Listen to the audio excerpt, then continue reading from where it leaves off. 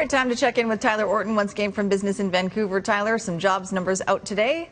Yeah, pretty much like the best kind of job numbers you can hope for considering where the economy is right now. Now, that's according to a report from BMO's chief economist, Doug Porter, who's examining these numbers. If we take a look at the boards here, I'll show you just why it's so exciting what we're seeing right now.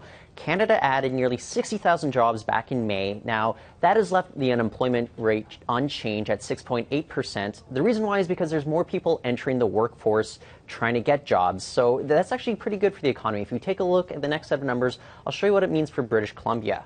We've actually been able to add additional jobs here in BC, but our unemployment rate has remained unchanged as well for the same reason, more people entering the workforce. So we've added about 31,000 jobs. Now, May kicked off kind of the summer season, so a lot of those summer students that are a little bit older, ages 20 to 24, they're looking for jobs.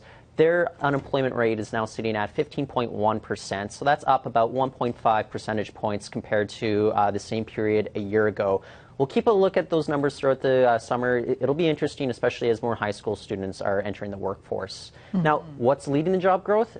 I'll talk about manufacturing. That's up 22,000 jobs. Healthcare as well, that's another big part of the BC economy. That's up 21,000 jobs throughout the country. So we also have increases in retail and wholesale.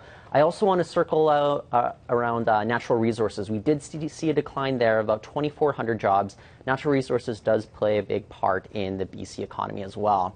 So the last thing I do want to point out is that if you look at the U.S. jobs data that was also released, they added about 280,000 jobs to their nation. If you consider, kind of the math, they have about 10 times the population. So we're actually nearly kind of doubled the rate that they added jobs as well for the past month. So a good U.S. economy, which that's a sign of, is good for the Canadian economy as well.